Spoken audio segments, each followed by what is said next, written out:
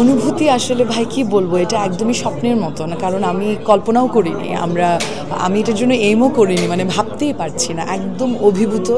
আম, তো কাজের অভিজ্ঞতাটা যদি বলি তাহলে বলতে হবে যে ওটাও একটা স্বপ্নের মতো। কারণ সেই প্রথম যখন লিসা আপা সিনেমাটা বানানোর কথা ভাবেন, লিসা আপা আমার কাছে, আমি আর লিসা আপা অনেক দীর্ঘদিনের কলিগ, আমরা অনেক বছর মঞ্চের বাইরে কাজ করেছি, বন্ধু।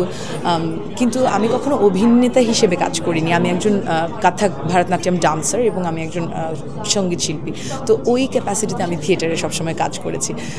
কিন্তু যখন লিসা আপা বাড়ির নাম শাহানো বানানোর চিন্তা করলেন, এটা ওনার একটা শর্ট স্টোরির উপর বেসড, 2011-তে এই গল্পটা পাবলিশড হয়েছে। তখন লিসা আপা আমাকে যখন গল্পটা বলতেই বলেন যে আমি জানি না কেন জানি আমি তোকে দেখতে পাই এই চরিত্রটাতে। তো একরকমভাবে মনেই হয় যে হয়তো এত বছর কাজ করেছি, সেভাবেই হয়তো অডিশন দিয়ে এসেছি এই চরিত্রটার জন্য, জানি না। তো তারপর যখন আমাকে বললেন, আমরা এটা নিয়ে গল্প করতে করতে পুরো কাহিনীটা শুনতে শুনতে আমরা 5টার মতো দৃশ্য লিখে ফেলেছি ওই দিনই বসে। তো তখন লিসা বলে যে দেখ, আমরা কিন্তু 5টা দৃশ্য লিখে ফেলেছি, তুই কি আমার সাথে লিখবি? তো আমার লেখার কোনো অভিজ্ঞতা নেই। লিসা আপা একজন award winning writer, award winning play right, এবং মানে অনেক অভিজ্ঞতা ওনার লেখাতে, আমার শূন্য অভিজ্ঞতা লেখাতে।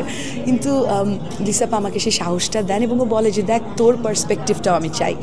হয় না যে যত একটা ডিফারেন্ট একটা পার্সপেক্টিভ হবে একজনের মাথা থেকে, অ্যাজ অপোজ টু দ্যাট একটা ডিফারেন্ট মানুষেরও পুরো অভিজ্ঞতা।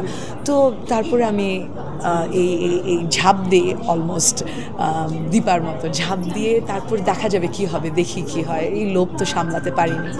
তো তারপর শুরু করি কাজ, এবং 1.5 বছরের মতো আমরা ওয়ার্কশপ করেছি, রিহার্সাল করেছি। আমার মার ভূমিকায় অভিনয় করার কথা ছিলেন মিতা চৌধুরী, যে এখন আমাদের মধ্যে নেই, আমাদের অসম্ভব ভালো বন্ধু মিতা আপা, ওর সাথে আমি 1 বছর রিহার্স করেছি। দীপা কীভাবে কথা বলবে, কীভাবে চলবে, দীপাকে একটা কম্পোজড মানুষ, দীপাকে খুব দ্রুত জোরে জোরে কথা বলে, দীপা কি কুজো হয়ে দাঁড়ায়, সোজা হয়ে দাঁড়ায় কেন, সে কি চোখের দিকে তাকায় কেন, কখন, এই পুরো ব্যাপারগুলোকে একদম এমনভাবে আয়ত্তে আনতে চেষ্টা করেছি যাতে যখন শুটে যাই একদম মঞ্চের মতো হয়। মঞ্চে তো আমাদের দ্বিতীয় টেক নেই, তো আমার যেহেতু ওই অভিজ্ঞতা নেই, আমি মঞ্চের মানুষ, আমি ভেবেছি এইভাবে আমাকে প্রিপেয়ার করতে হবে, এবং আমি আমার সর্বস্ব দিয়েছি, and I really hope translated হয়।